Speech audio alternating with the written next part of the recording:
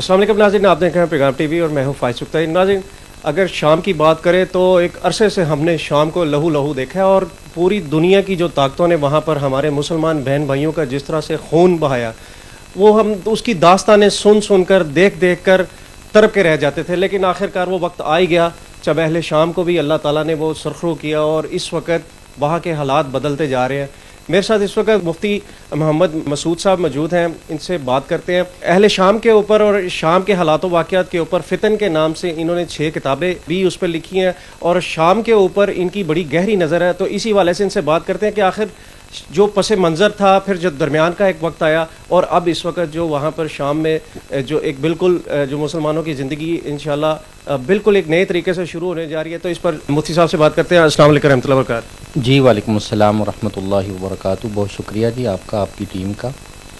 جو ملک شام ہے یہ دور اول سے ہی تہذیبوں کے بننے اور مٹنے کا مرکز رہا ہے۔ صحابہ کرام کے دور سے لے کر ہم اگر ماضی قریب تک دیکھتے ہیں تو اس میں یہ آتش و آہن ہی نظر آیا ہے، اور ایک خون آشام اس کی شامیں تھیں۔ رسول اکرم صلی اللہ علیہ وسلم نے شام کے متعلق بہت کچھ فرمایا۔ اصل میں وہ ہماری نگاہوں سے اوجھل ہے۔ جہاں رسول اکرم صلی اللہ علیہ وسلم نے دعا دیتے ہوئے فرمایا اللہم بارک فی شامنا، اللہ ہمارے شام میں برکت دیجیے، بلکہ یہاں تک فرمایا کہ ان اللہ تعالی عز و جل توکل علی بالشام و اہلی، اللہ نے اہل شام اور خطہ شام کی حفاظت کی مجھے ذمہ داری دی۔ یہاں تک فرمایا کہ رحمان کے فرشتے ملک شام کے اوپر اپنے پر بچھائے ہوئے ہوتے ہیں۔ ایک تو شام کا خطہ، اس کو سمجھنے کی اور اس کے بارے میں جو صحیح روایات ہیں اس کو پڑھنے کی ضرورت ہے۔ پھر شام صرف سوریہ نہیں ہے، لبنان، اردن، اور اسی طرح سوریہ، فلسطین، مقبوضہ فلسطین، یعنی کہ یہ کسی ملک کا نام نہیں ہے، ایک خطے کا نام ہے۔ ہاں جی، یہ ایک پورا خطہ ہے جسے اسلامی تاریخ میں بلاد شام کہتے تھے۔ یہ مختلف ممالک ہیں جو کاٹ کر اس کو 5 ممالک بنا دیا گیا۔ پھر یہاں ظلم کی بہت داستانیں ہوئیں، اہل سنت کا جینا مشکل کر دیا گیا، عزتیں لوٹیں، اور خون یہاں بہت گرایا گیا۔ یہ اس کو اگر ہم ایک نام دیں تو یہ انبیاء کی وہ سرزمین ہے جس نے ہمیشہ ہی داستانیں رقم کی ہیں، عزم و ہمت کی، شہادت کی اور شجاعت کی۔ آج پھر ایک سٹیج آگے بننے کو تیار ہے، جس کو اگر ہم ایک نام سے دیکھیں تو یوں کہیں گے کہ سٹیج لگ چکا ہے، اب کرداروں کا انتخاب ہو رہا ہے۔ اور رسول اکرم صلی اللہ علیہ وسلم نے اس دور کے بارے میں فرمایا تھا کہ میری امت میں 2 کیمپ لگیں گے، فسطاط و ایمان لا نفاق فی، مومن جس میں منافقت نہ ہو، ایک کیمپ تو وہ لگے۔ دوسرا فسطاط و نفاق لا ایمان فی، منافقت کا ایسا کیمپ جس میں ایمان کوئی نہیں ہوگا۔ تو آج ہم دیکھ رہے ہیں کہ جب جھاڑو پھرتا ہے، جب شجاعت دینی پڑتی ہے، قربانیاں دینے کی باری آتی ہے، تو تب پتہ چلتا ہے کہ ایمان والے کون ہیں اور نفاق والے کون ہیں۔ تو اب جھاڑو پھر رہا ہے اور کھرا اور کھوٹا الگ ہو رہا ہے، اور وہاں سے جو منافقین تھے وہ بھاگ رہے ہیں، اور اہل ایمان کو اللہ جل شانہ وہاں ترقی دے رہے ہیں، خوشحالی دے رہے ہیں۔ ظلم کا ایک تاریک سیاہ دور ہے جس کا خاتمہ ہے۔ وہ لوگ جو شرک سے لے کر قتل تک کا بازار گرم کیے ہوئے تھے، جہاں کہ بادشاہ کو خدا کا نمائندہ سمجھا جاتا تھا اور اس کے نام کے کلمے پڑھے جاتے تھے، آج وہاں اعلاء کلمت اللہ کی باتیں ہیں، اذان کی باتیں ہیں۔ 40 سال کے وہ لوگ جو جیلوں میں ہیں ان کو اللہ رہائی دے رہے ہیں۔ ہزاروں نہیں لاکھوں عزتیں عصمتیں پامال ہوئیں۔ تو اللہ جل شانہ نے اہل شام کی بات سن لی ہے، اور مستقبل کے حوالے سے 2 اہم ترین باتیں یہ عرض کروں گا کہ اہل شام کا شام میں مضبوط ہونا یہ اسلام اور اہل اسلام کے لیے انتہائی نفع کی بات ہے۔ دیکھیے، مستقبل کے حوالے سے رسول اکرم صلی اللہ علیہ وسلم نے جو نقشہ کھینچا جو سیاستہ میں موجود ہے، اس میں یہ ہے کہ سرزمین شام ہی حضرت مہدی کا مرکز خلافت ہے۔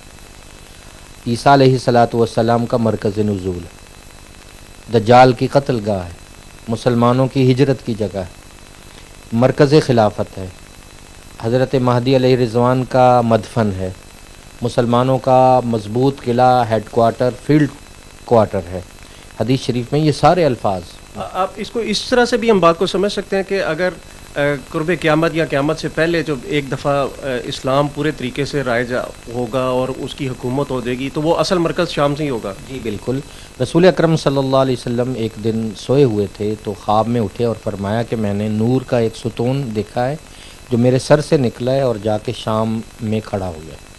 اس کی تعبیر یہ ہے کہ یہ خلافت کا مرکز ہوگی، اور اس کے یہ آثار جو ہے یہ نمودار ہونا شروع ہوئے ہیں، اور کچھ بعید نہیں ہے کہ یہاں اسلام اور اہل اسلام کا جو غلبہ ہے یہ حضرت مہدی علیہ رضوان کے صف اول کے لوگ ہوں۔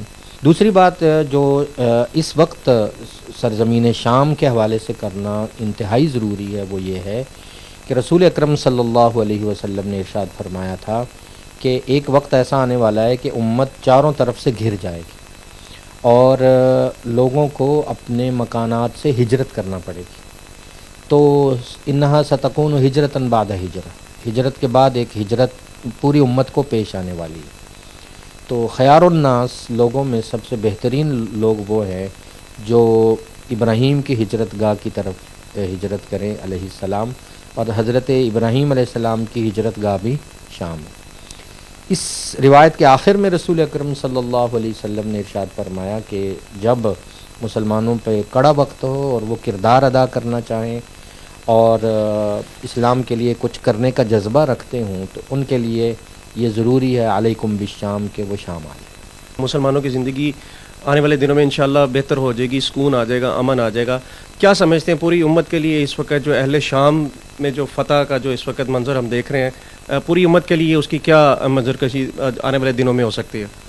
آنے والے دنوں میں یہ ہو سکتا ہے سب سے پہلے ہمیں ایک تو یہاں اہل اسلام کے غلبے پر اور عزتوں کی رکھوالی پر، بچوں کے محفوظ ہونے پر، قیدیوں کی رہائی پر، اور اللہ کے گھروں کی بالخصوص آبادی پر جہاں گھوڑے باندھے گئے، جہاں انبیاء کبھی سجدہ کیا کرتے تھے وہاں مسجد ویران ہو گئی، وہاں سے اذانوں کی آوازوں پر ہمیں ایک تو اللہ کا شکر ادا کرنا چاہیے۔ دوسرا، وہاں کے جتنے بھی مجاہدین اور لوگ کام کر رہے ہیں اخلاص کے ساتھ ان کے لیے دعا کرنی چاہیے۔ اور تیسرا، اس منظر کو اپنی آنکھوں کے سامنے رکھنا چاہیے اور یہ دیکھنا چاہیے کہ اس سے بات آگے کہاں جاتی۔ آگے اللہ کرے ہمارے دل کی آواز ہے، آپ سب کے دل کی آواز ہے، سننے والے دیکھنے والوں کے دل کی آواز ہے کہ یہ اللہ جل شانہ اس فتح کو اور آگے بڑھائیں، اور اسی طرح ہمارے کان یہ سنیں اور ہماری آنکھیں دیکھیں کہ اللہ نے اہل فلسطین کو بھی آزادی دی ہے اور ان کی عزتیں بھی محفوظ ہوئی ہیں اور مسجد اقصیٰ محفوظ ہاتھوں میں ہے۔ اللہ کرے یہ سلسلہ اس سے آگے بڑھے، اور مستقبل قریب میں تو اللہ کے علم میں ہے، اللہ کی رضا میں، لیکن حضرت مہدی علیہ رضوان کا جو منظرنامہ ہے اس میں بیت المقدس کا تذکرہ ہے اور مسلمانوں کا غلبہ ہے۔ اب ممکن ہے اس کی یہ ایک پہلی سیڑھی اور پہلی بہار ہو، اور بہار کا یہ پہلا جھونکا ہو۔ میں یہی کہنا چاہوں گا کہ آنے والے مستقبل میں جو نبی کریم صلی اللہ علیہ وسلم نے جو بشارتیں اہل شام کے حوالے سے، شام کی سرزمین کے حوالے سے جو بشارتیں سنائی تھیں، تو اس دور میں ہم بھی شامل ہو کر اللہ کے حضور پیش ہو جائیں۔ اور دوسری بات یہ میں کہنا چاہوں گا کہ اپنے وطن عزیز پاکستان میں اس وقت ہم موجود ہیں، یہ بہت اللہ کی بڑی نعمت ہے۔ اس وطن میں ہم یہاں پر عزت، آبرو، سکون سے یہاں پر رہ رہے ہیں، تو ہمیں اس کے لیے بھی اسی طرح سے دعائیں کرنی چاہیے۔ ہمیں ہماری عزتیں محفوظ ہیں، ہمارے بارڈر محفوظ ہیں، لیکن ہمیں پاکستان کو اور مضبوط کرنے کے لیے اپنا کردار ادا کرنا پڑے گا۔ اور جب تک آپ دین اسلام کو سمجھ نہیں سکتے، آپ کسی بھی ملک کے ساتھ یا کسی بھی چیز کے ساتھ آپ اس طرح سے مخلص نہیں ہو سکتے۔ لیکن اگر آپ دین اسلام کو سمجھنا سیکھ لیں، اس پر چلنا شروع کر دیں، تو آپ کو وطن کی جو محبت ہے اس کا ایک الگ ہی جو مزہ ملنا شروع ہو جائے گا۔ تو مزید ویڈیوز کے لیے دیکھتے رہیں پیغام ٹی وی۔